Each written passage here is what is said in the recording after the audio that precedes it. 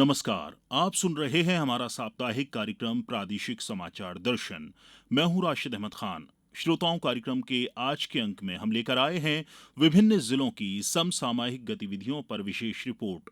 तो शुरू करते हैं आज का अंक।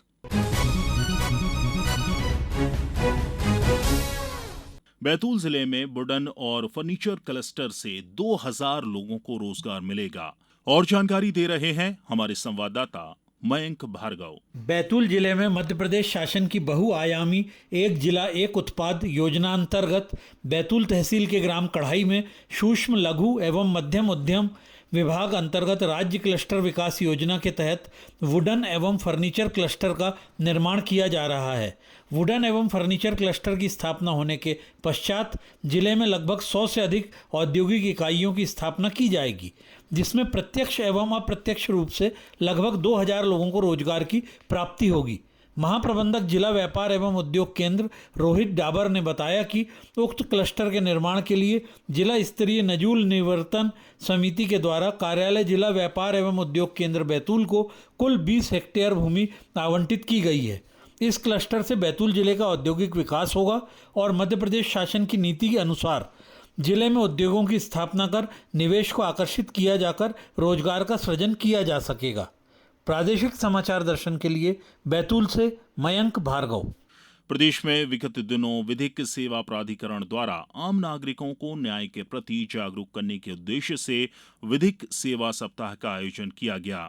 इस दौरान अशोकनगर जिले में बाइक रैली के माध्यम से आयोजन का शुभारंभ हुआ। और ब्यौरा दे रहे हैं हमारे अशोकनगर संवाददाता। देश के प्रत्येक नागरिक को न्याय पाने का अधिकार है। इसी के प्रति लोगों को जागरूक करने के उद्देश्य से अशोकनगर में विगत दिनों 4 नवंबर से 9 नवंबर तक विधिक सेवा सप्ताह का आयोजन किया गया।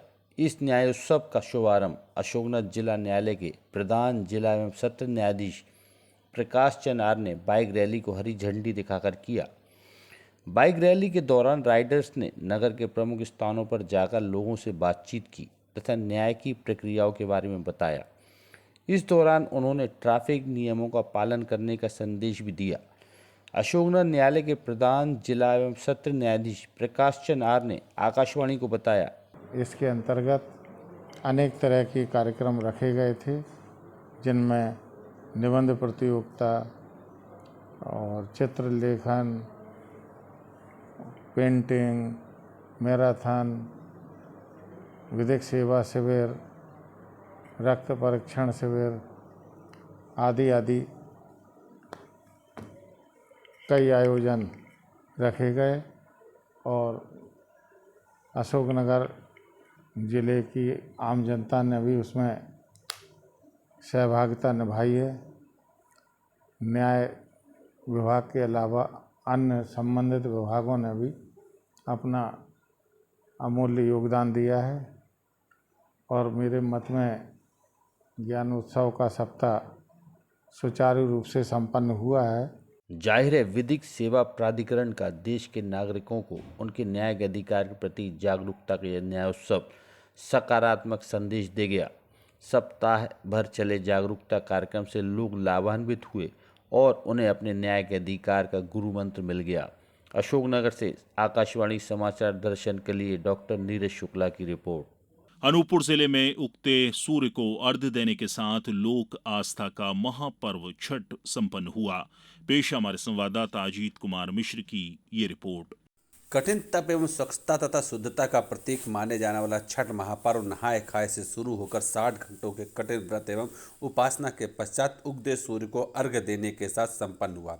यह छठ महापर्व जिला मुख्यालय के पांडवकालीन ऐतिहासिक मड़पा तालाब और जिले के कोतमा, भालूमाड़ा, जमुना, डोला, डूमर कचार, राजनगर, बिजरी, राजिंग्राम, अमरकंटक सहित बरगवा, अमलाई और आसपास के क्षेत्रों में बड़े ही धूमधाम से मनाया गया।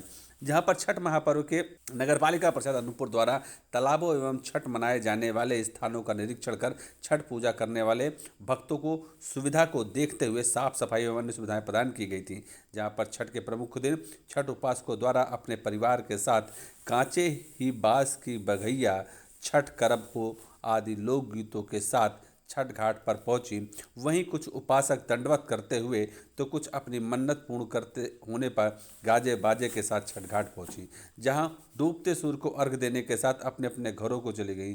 तो कुछ उपासक पूरी रात छठ घाट पर ही पूजा अर्चना करते रहे। वहीं पुनः अगले दिन सुबह छठ घाट पहुंचकर उगते सूर्य को अर्घ देकर हवन कर छठ महापर्व का समापन किया। छठ पूजा का हिंदू त्यौहार 4 दिनों तक अनुष्ठान, भक्ति और गहन आध्यात्मिक अर्थ से भरा होता है। इस पर्व में भगवान सूर्य के साथ छठी मैया की पूजा उपासना विधि विधान के साथ की जाती है।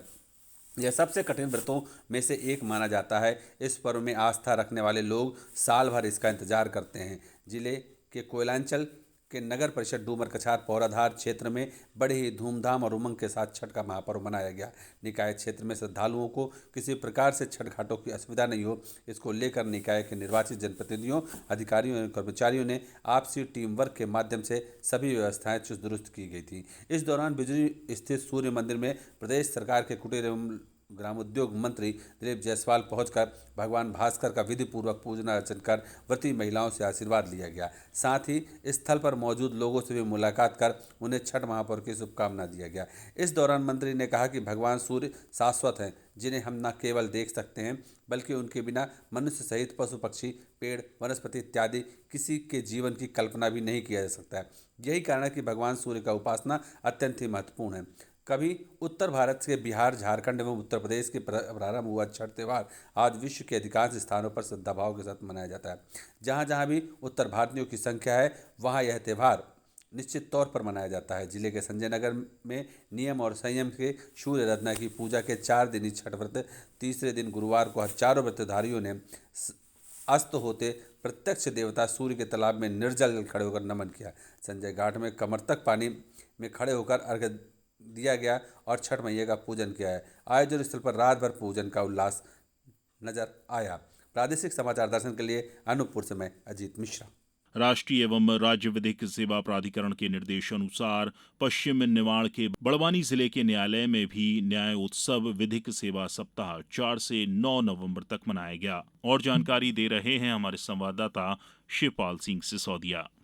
राष्ट्रीय एवं राज्य विधिक सेवा प्राधिकरण के निर्देश अनुसार पश्चिम निमाड़ के बड़वानी जिले के न्यायालयों में भी न्यायोत्सव विधिक सेवा सप्ताह 4 से 9 नवंबर तक मनाया गया।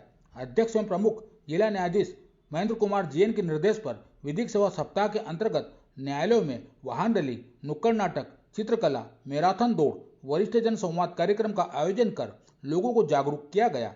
कार्यक्रम में न्यायाधीशगण, अभिभाषक तथा न्यायालयीन कर्मचारियों ने भाग लिया।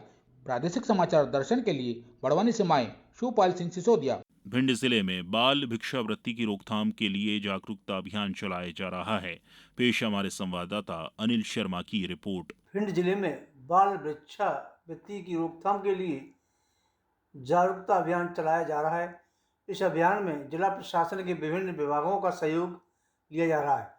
भिंड जिले में बाल भिक्षावृत्ति रोकथाम के लिए चलाए जा रहे अभियान के तहत पुलिस थाना मऊ और अटेर में बाल भिक्षावृत्ति अभियान एवं किशोर न्याय अधिनियम के तहत प्रशिक्षण कार्यक्रम आयोजित किया गया, जिसमें बाल संरक्षण अधिकारी अजय सक्सेना के द्वारा किशोर न्याय अधिनियम के तहत प्रशिक्षण देते हुए जानकारी दी गई कि किशोर न्याय अधिनियम के तहत बाल भिक्षावृत्ति कराना अपराध है और यदि कोई व्यक्ति बच्चों को भिक्षावृत्ति में नियोजित करता है तो अधिनियम के प्रावधानों के तहत सजा का प्रावधान और जुर्माना अथवा दोनों किया जा सकता है। किशोर न्याय अधिनियम के प्रावधानों के तहत बालकों को विभिन्न सुविधाएं प्रदान की गई हैं ताकि बालकों का सर्वोत्तम हित सुनिश्चित किया जा सके। निगरानी के लिए महिला बाल विकास की क्षेत्रीय पर्यवेक्षक, आंगनबाड़ी कार्यकर्ता व अन्य विभागों के मिलकर दल तैयार किया गया है। यह दल भिक्षावृत्ति करते पाए गए बच्चे और उनके परिजनों को उचित परामर्श दे रहा है। प्रशिक्षण कार्यक्रम में महिला बाल विकास विभाग के आंगनबाड़ी कार्यकर्ता, पर्यवेक्षक एवं पुलिस थाना से बाल कल्याण पुलिस अधिकारी, सम्मिलित थाना प्रभारी के समन्वय सहयोग रहा। कार्यक्रम में महिला बाल विकास विभाग से सामाजिक कार्यकर्ता संजय मिश्रा, थाना प्रभारी मऊ, थाना प्रभारी अटेर, थाना प्रभारी व अटेर के बाल कल्याण पुलिस अधिकारी, महिला बाल विकास विभाग के परियोजना मऊ एवं परियोजना अधिकारी अटेर, पर्यवेक्षक और आंगनबाड़ी कार्यकर्ता, किशोर किशोरी बालिकाएं उपस्थित रहे। कार्यक्रम में सभी को बाल भिक्षावृत्ति से संबंधित पोस्टर, प्रशिक्षण सामग्री प्रदान की गई। यदि कोई बालक कठिन परिस्थितियों में मिलता है तो तत्काल चाइल्ड हेल्पलाइन बाल कल्याण समिति को सूचित करें। प्रादेशिक समाचार दर्शन के लिए भिंड से अनिल शर्मा। बुरहानपुर जिले में रबी फसल बोनी का काम जारी है और ब्यौरा दे रहे हैं हमारे संवाददाता गणेश बाबिस्कर। दीपावली का त्यौहार खत्म हो गया है, वही त्यौहार के बाद अब बुरहानपुर जिले में ठंड पड़ना शुरू हो गई है। बुरहानपुर जिला एक कृषि प्रधान क्षेत्र है, जहां ठंड के दिनों में गेहूं उत्पादक किसान रबी की फसल गेहूं लगाने की तैयारियों में जुट गए हैं। किसानों ने अपने खेतों को तैयार कर लिया है।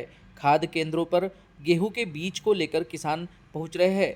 गौरतलब है कि पिछले वर्ष जिले भर में गेहूं का रकबा घट गया था, लेकिन मध्य प्रदेश सरकार द्वारा बेहतर समर्थन मूल्य दिए जाने पर किसान गेहूं की फसलों की ओर रुख कर रहे हैं।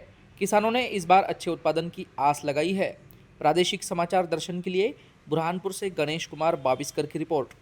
प्रदेश में निवेश प्रोत्साहित करने के लिए आयोजित की जा रही रीजनल इंडस्ट्री कॉन्क्लेव के अगले पड़ाव में 7 दिसंबर को नर्मदापुरम में निवेशक सम्मेलन का आयोजन किया जाएगा। मुख्यमंत्री डॉक्टर मोहन यादव ने इसकी जानकारी देते हुए बताया कि इसमें सभी सेक्टर के उद्योगपतियों को आमंत्रित किया गया है। उन्होंने कहा कि प्रदेश में निवेश बढ़ाने को लेकर वे इसी महीने विदेश भी जाने वाले हैं। 7 दिसंबर की हमारी नर्मदापुरम अर्थात पुराने होशंगाबाद जिले में ये संभाग स्तरीय इन्वेस्टर समिट होने वाली है, जिसके माध्यम से बड़े पैमाने पर निवेशकों को इस नर्मदापुरम के क्षेत्र के अंदर की संभावनाओं से जोड़ते हुए प्रदेश की आर्थिक बेहतरी के लिए हम काम करने वाले हैं। इसमें भी सभी सेक्टर के लोगों को आमंत्रित किया है। आईटी से लगा करके हेल्थ, एजुकेशन, टूरिज्म या हेवी इंडस्ट्री, एमएसएमई या लघु कुटीर उद्योग, सभी प्रकार के उद्योग धंधे बढ़ा करके हमारे राज्य के लोगों के लिए जैसा जीवन बेहतर हो सकता है उस पर हम लगातार काम कर रहे हैं। मुझे इस बात की प्रसन्नता है कि प्रदेश के इस आह्वान का देश पे भी असर पड़ रहा है और इसी महीने इसी कारण से मैं विदेश भी जाने वाला हूं, जब भविष्य में फरवरी में होने वाली इन्वेस्टर समिट जो ग्लोबली होगी उसके लिए भी तैयारी कर रहे हैं। कुल मिलाकर के प्रदेश में बेहतर आर्थिक वातावरण बने, बेहतर अवसर लोगों को मिले और यहाँ का जो बौद्धिक क्षमता वाले हमारे युवा मित्र हैं उनको बाहर नहीं जाना पड़े, उनको यही काम मिले, इस दिशा में सरकार लगातार प्रयास कर रही है। कार्यक्रम के आज के अंक में इतना ही। अगले हफ्ते फिर मुलाकात होगी, तब तक के लिए नमस्कार।